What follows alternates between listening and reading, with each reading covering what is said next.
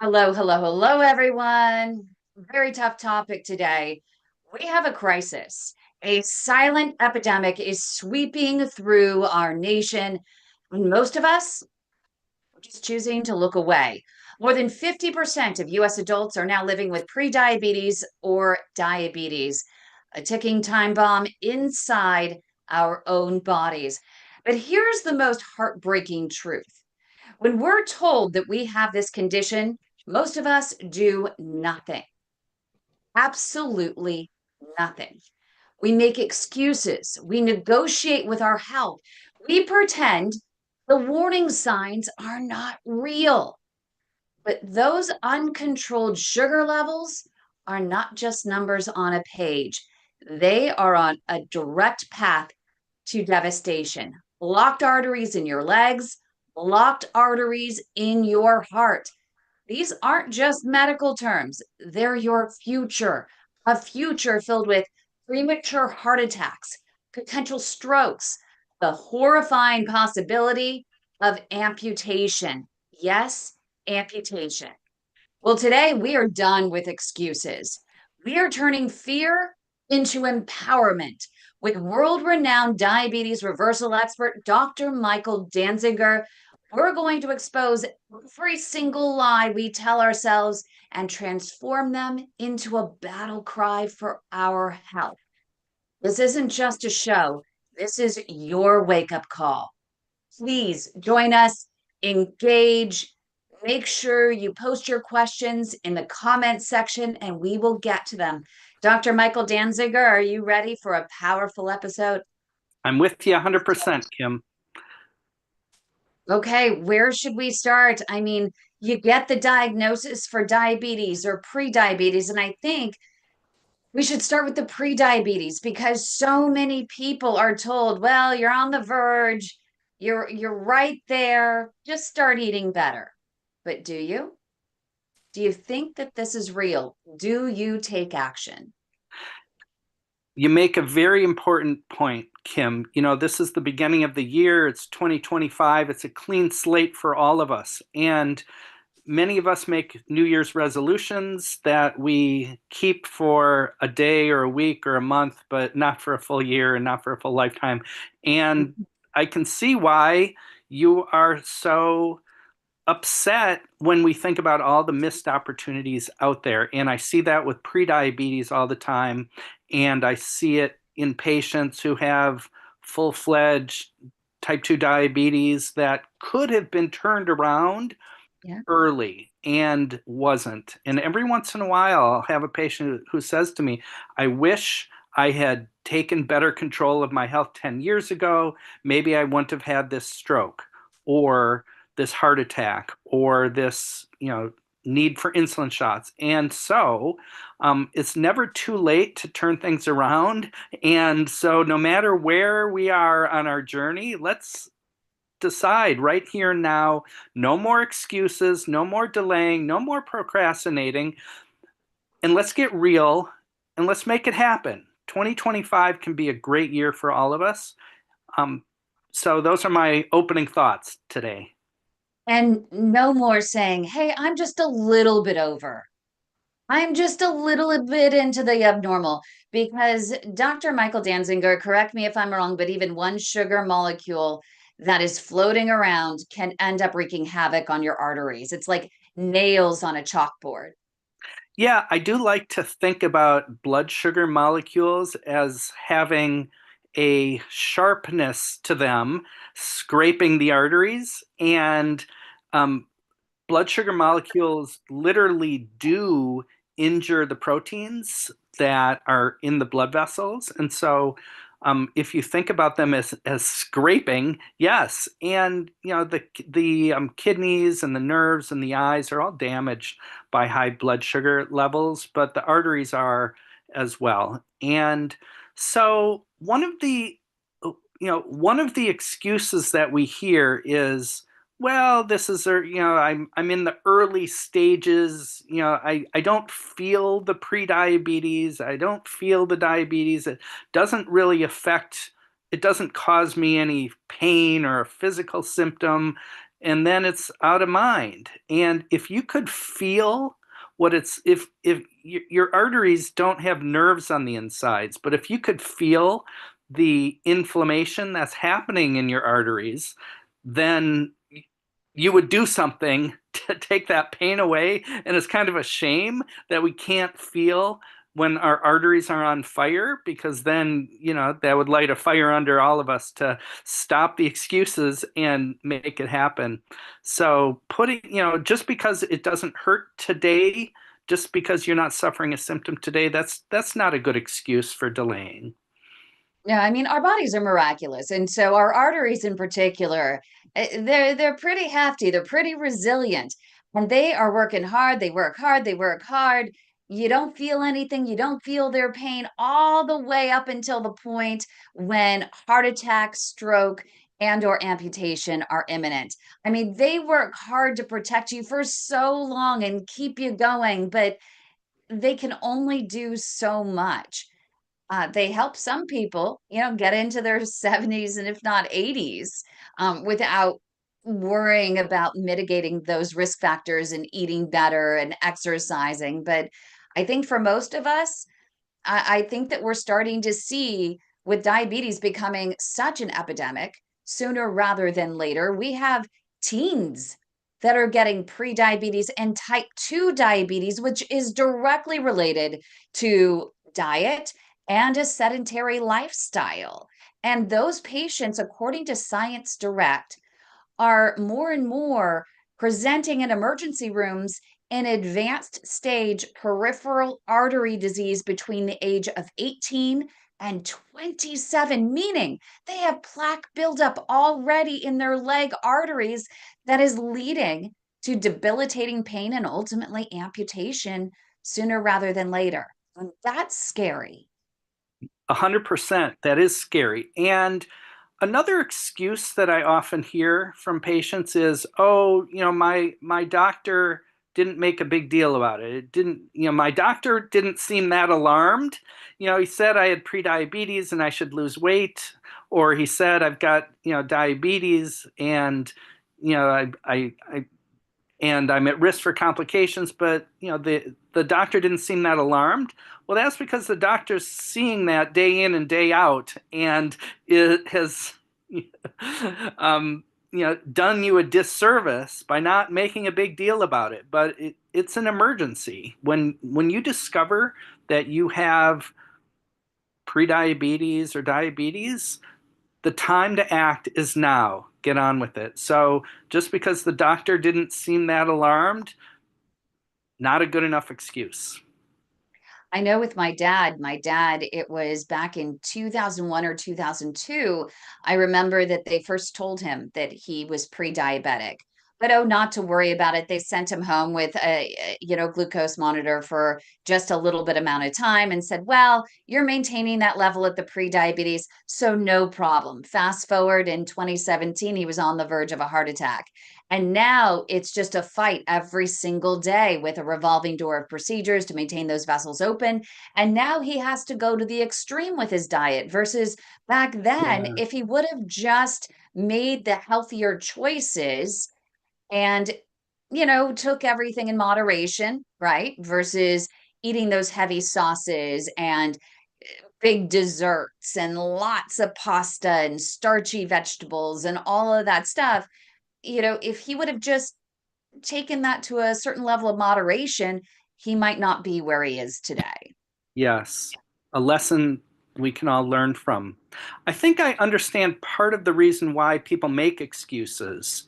And, part of it is force of habit. You've been eating a certain way, or you've been sedentary, for many decades, and turning things around is challenging just because of the momentum of the way your life has been all along. But also, I think there's a thing called the subconscious brain. Most of our brain is actually, hidden from us. And that's a whole nother topic, but it feels like our conscious brain is running the show, but actually the unconscious brain is has a lot to do with our choices and our mindset. And so if you imagine that there's a part of your brain that is designed to to minimize any exertion or to eat whatever tastes good, then to seek pleasure and avoid discomfort, that is dictating a lot of our behaviors. And the subconscious brain comes up with all sorts of excuses to avoid putting in extra work even though it'll help us in the long run. And so many of us know these excuses that Yeah. we come up with, like, I don't have enough time, I don't know how to cook, I'm too tired to exercise, healthy food is too expensive, I don't like the taste of healthy food, I don't have access to a gym, I don't have any motivation, I'll start tomorrow, it's too hard to stick to a routine. All of these are variations on the same thing, is your brain, your subconscious brain, coming up with reasons to prevent any excess exertion and to keep eating, what's delicious. And there's a part of our brain, the self-control center, that knows better and is trying to fight these excuses. And many of us can kind of feel that angel on one shoulder and a devil on the other shoulder. And those are metaphors, I think, for the pleasure center of the brain and the self-control center of the brain. And we all feel this battle. But those excuses are coming from the devils inside us. It's interesting. Marcia, go ahead and unmute and join the conversation. Marcia was just telling me that, especially over the Midwest right now, everyone is pretty much snowed in.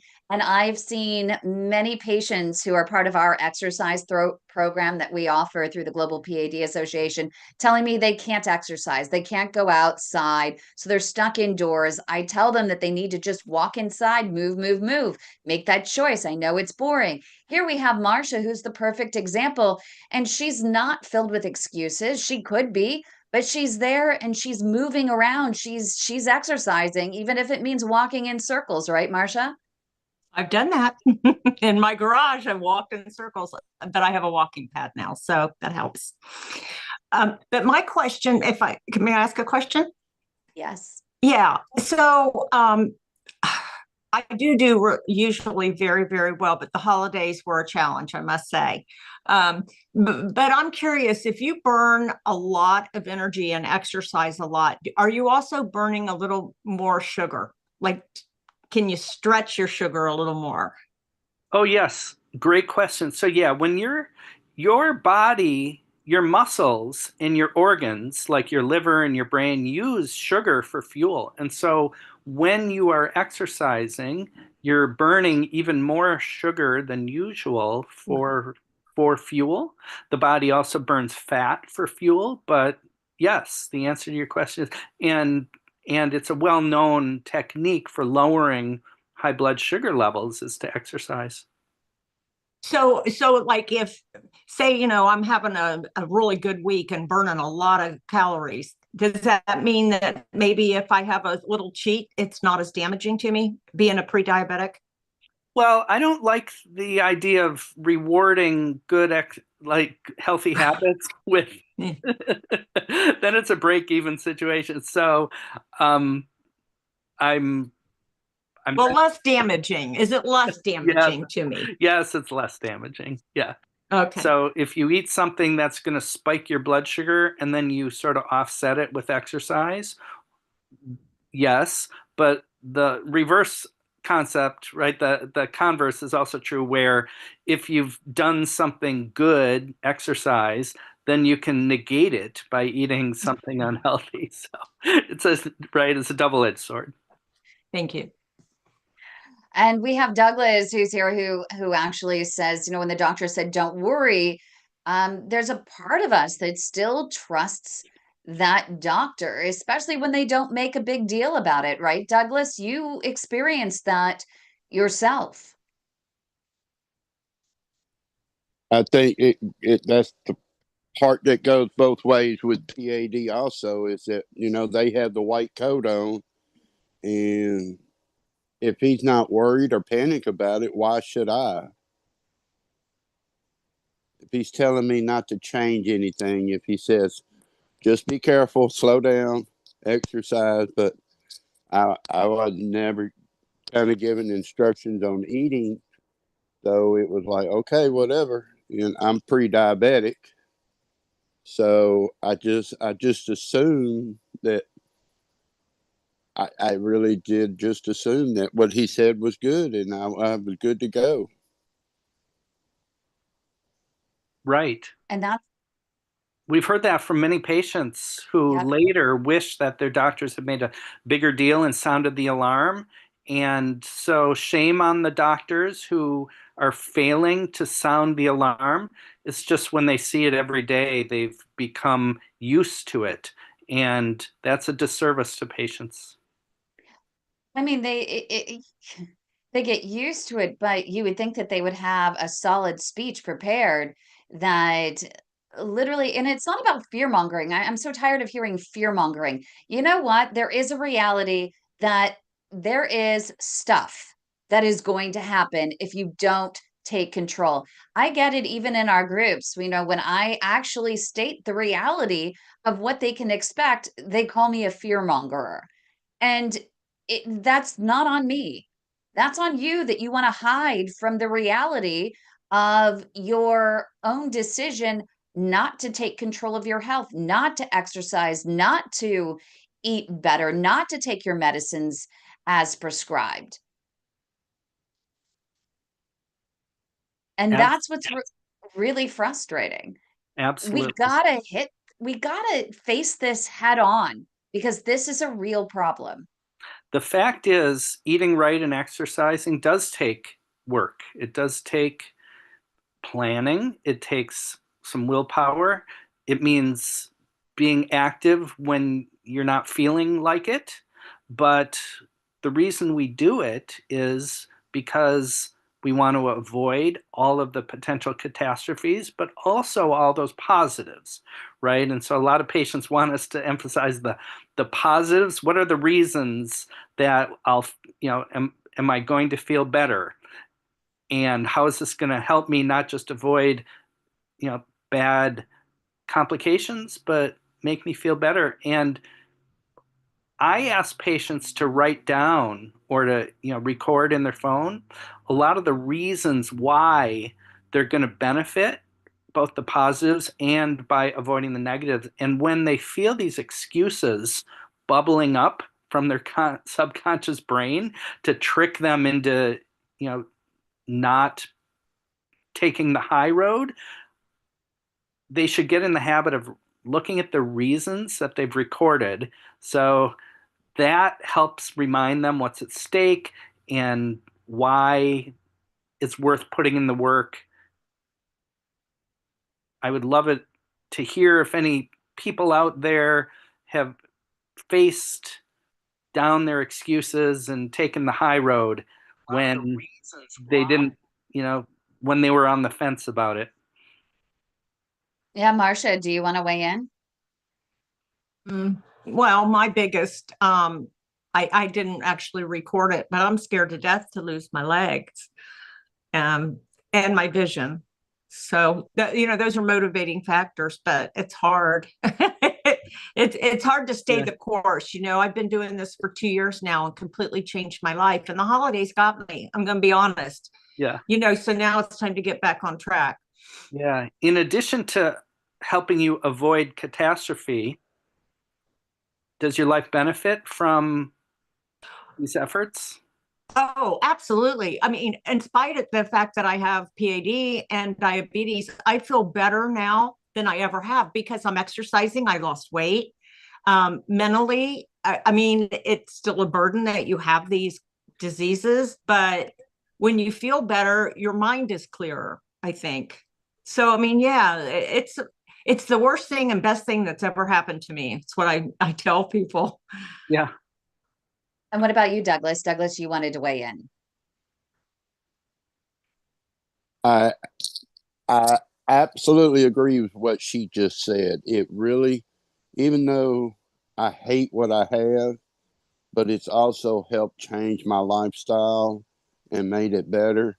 But I had a question. I was thinking is I had this discussion this morning with someone. He's not walking like we instruct him to walk, but he says I walk 20 to 30,000 steps a day in my job within like a quarter of a mile of distance. But it's not one steady walk. It's back and forth, back and forth. But he was wondering, does that make as big a difference as doing the 30-minute nonstop walking to you?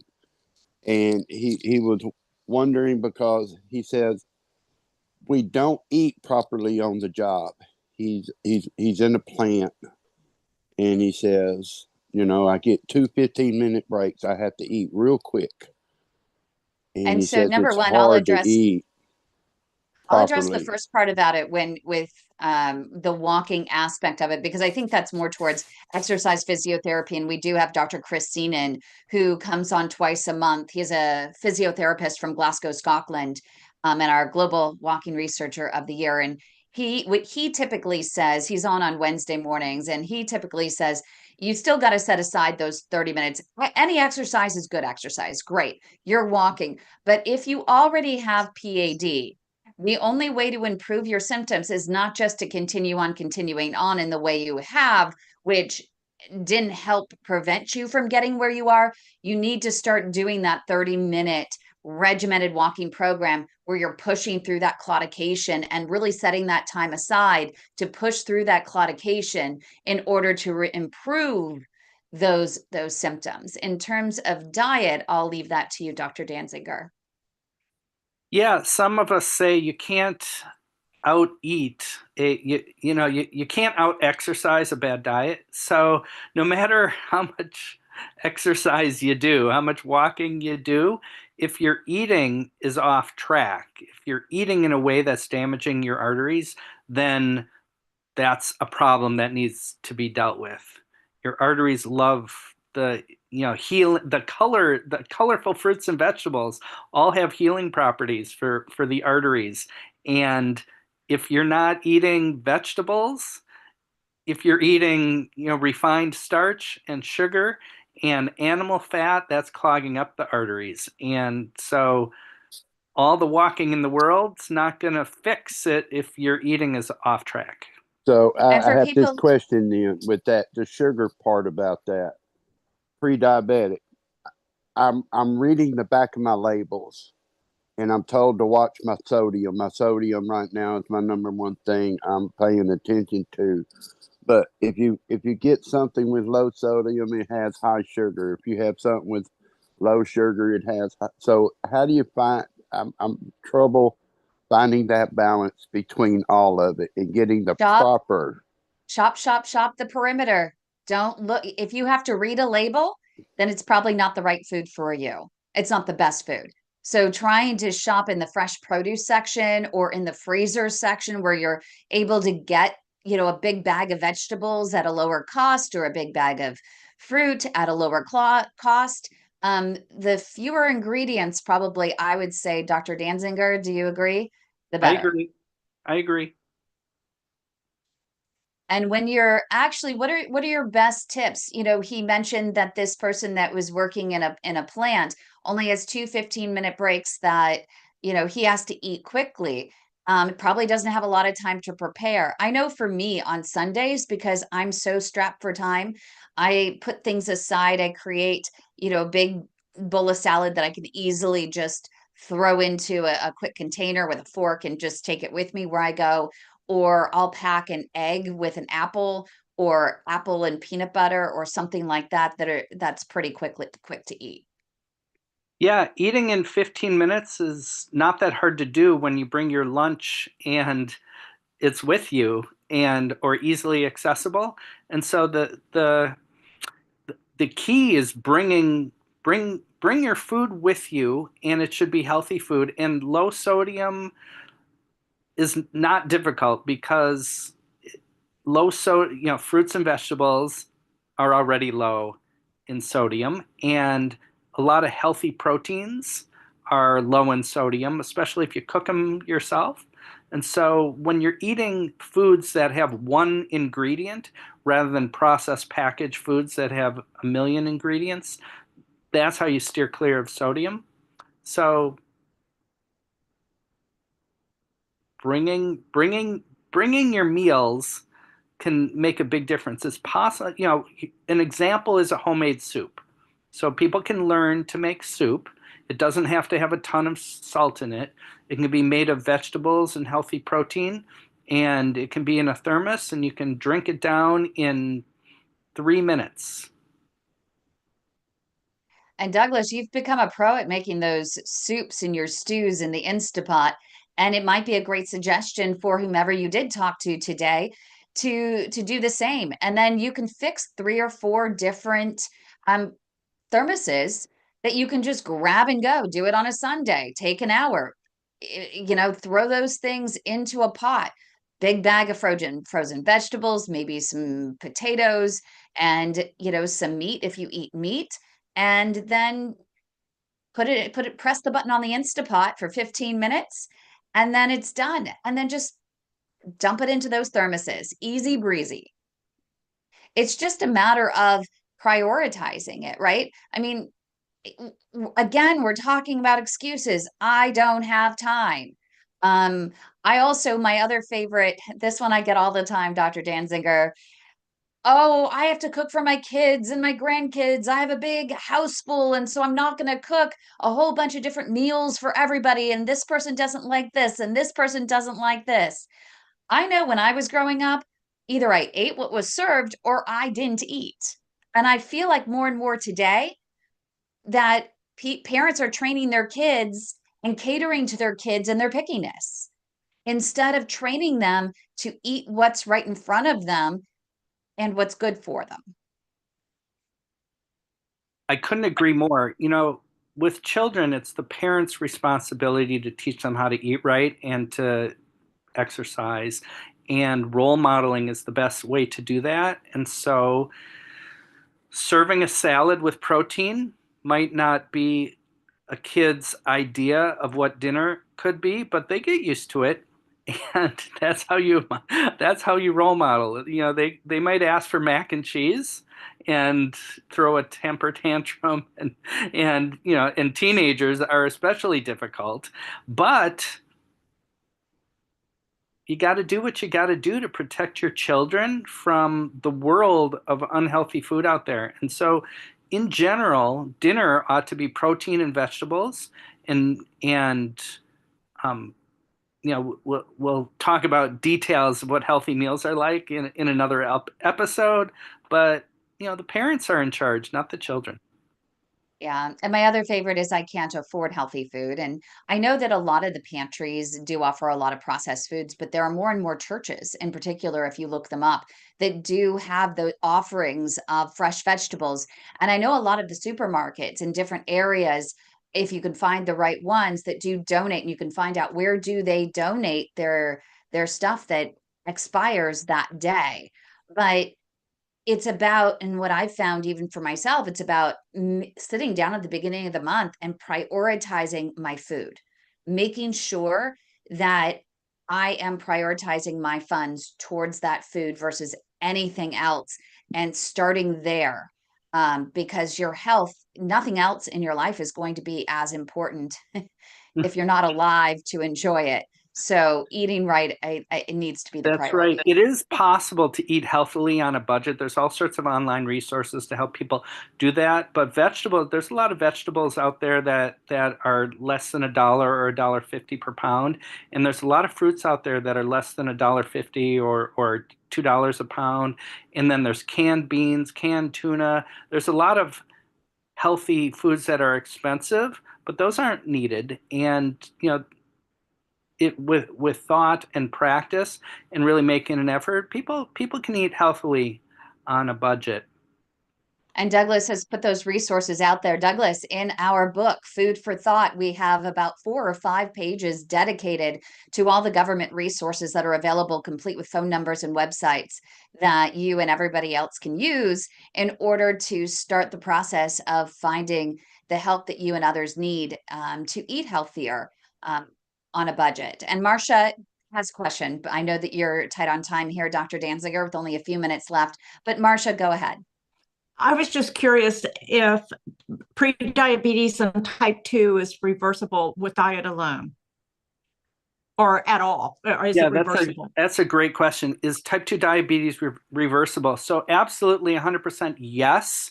So there's no cure for type 2 diabetes, and type 2 diabetes can get into remission, which means normal blood sugar without medications.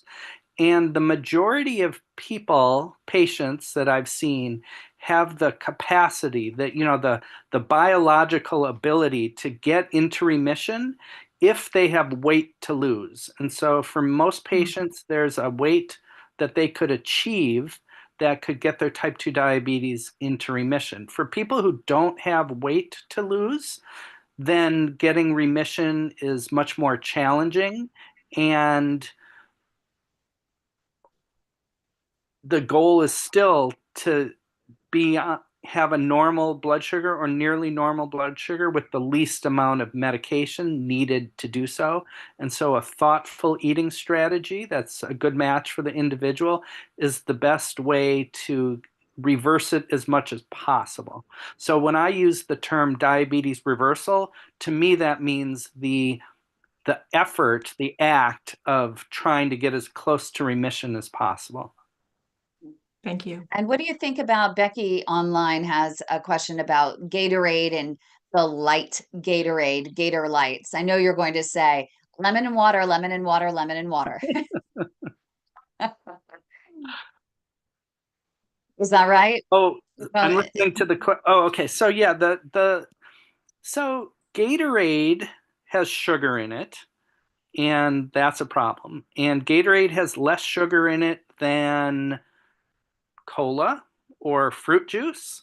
And so it's a middle ground between water with lemon versus fruit juice. And so for some people who are looking for, a compromise, a middle ground solution, then Gatorade or Gatorade Light, which I think has artificial sweeteners in there, is better than, it's a middle ground compromise. Some people are not looking to compromise at all and want to know what's healthy and not healthy. So no, I'm not thrilled about Gatorade Light. Drink water with lemon, but there's worse things you could drink, but there's also better. So it's a middle ground.